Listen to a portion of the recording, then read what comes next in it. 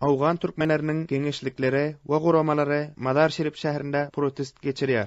Oňa Demirgazyk Awganystanyň 5 welaýatyndan türkmen wekilleri gatnaşýarlar. Soňky günlerde türkmenlere beýkanun ýaragly toporlar zorluk edip başlady. Ogurlar türkmenleriň mal emlägini talap alýarlar. Baý adamlaryň çağalaryny jinaýatçylar ogurlaýar. Abdurup atly 9 ýaşly çağany mundan bir aý gurrak öň garakçylar zamon aldy. Ogurlar Abdurupyň hostarlaryndan ummasyz pul sorýar diýip Jemgyýet şurasynyň başlygy Damulla Abdulhay Hamidi aýtdy.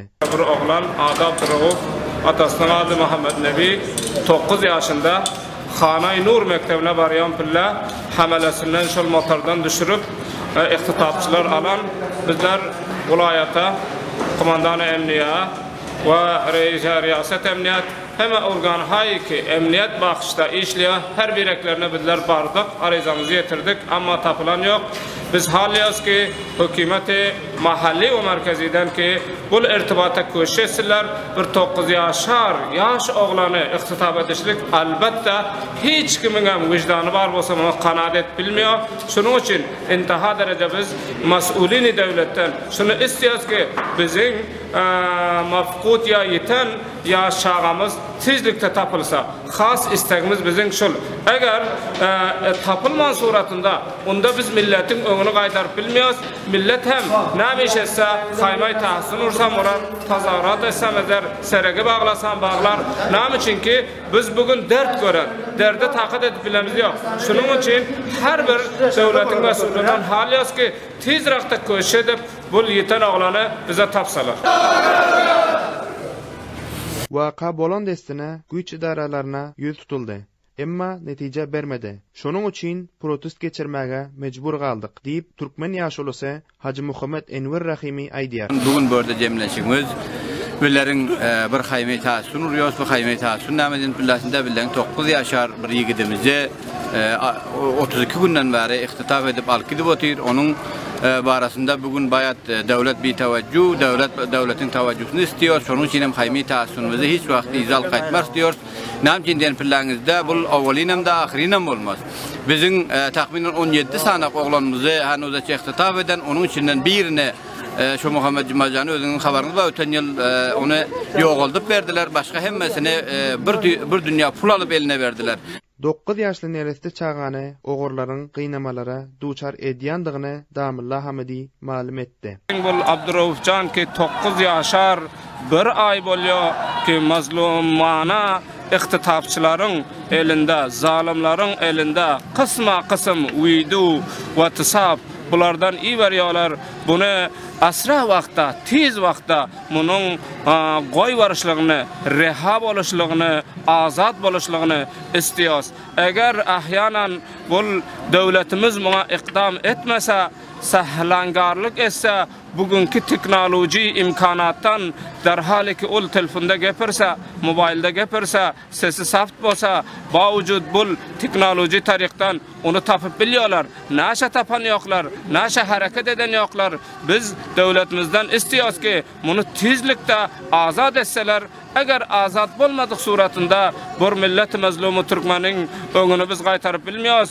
Bu haýmy tahassuny bugün burada urduk. Mundan soň biz seregem gaýtararys. Merdeme muşkulat hem getireriz. Näme üçin ki öz üstümizde muşkulat gelse, biz merdemem muşkulat gelip muşkulaty ortadan getirmeklik üçin bir anda da muşkulat getirmesegem bolmaz. Şunun üçin biz hareket etdik. Taýin ki muşkulatlar ortadan gitsin, zalimiň eli zulümden kata bolsun, mazlum zalimiň çenginden azad rehab bolsun. Şunun üçin biz börejem boldyk. Hemişe inşallah katyana, sabirana durars, difa eder. Belli bolşýaly ogurlar WhatsApp hem Viber arkaly zamon düşen çağanyň ata inesine video ýazgylar ýollaýar.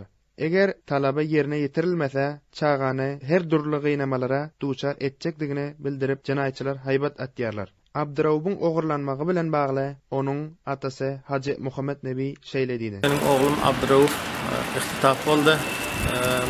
Ameli mektep-hany Nurdan Bulakay şamsyň aňyragyndan Çaray Niýazynyň gapdalynyň 4 ýygyna bir sanak şagirdi alyp gelýän bilen 4 nefer musalla uniforma nizamy bilen alynan çykyp motoryň içinde bombardiýan, ondan soň motorun içine çıkıp Azenebi'nin oğlanları kim motorda bamba men kömek edecekti de benim 9 yaşar oğlum Abdurrauf men diye.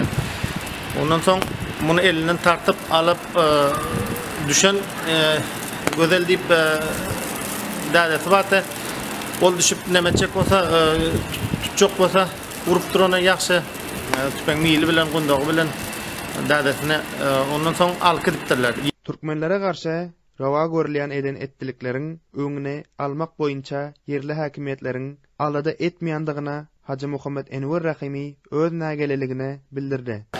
Şonun için biz indi qatırak durup devletten öz nememiz soruyoruz. Akalan bizim tacirimizin ya milletimizin masnunluğunu soruyoruz. Namcın soruyoruz? Ondan mana bizden hala 17 sana kitap olan o lekar pul alınan devlet bilen yok mu?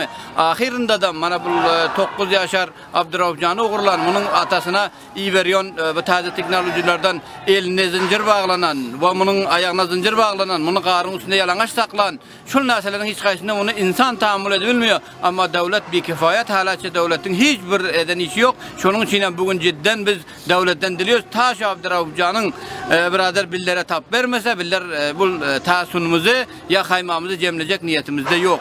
Demirgazyk Owganistanda Talibanlar we böleki ekstremist toporlaryň ýany bilen bir kanun ýaragly toporlaram gün saýyn güýçlenýär. Şäherlerde de halkyň dukanyny elleri ýaragly ogurlar talap alýarlar. Halkyň mobil telefonlaryna hem jinaýatçylar elinden zor bilen alýar. Ogry jümirler tutsagam edilýär. Emma bir saatdan sonra tutulan ogurlaryň erkinlige goýup berilýändigini ilat aýdýar.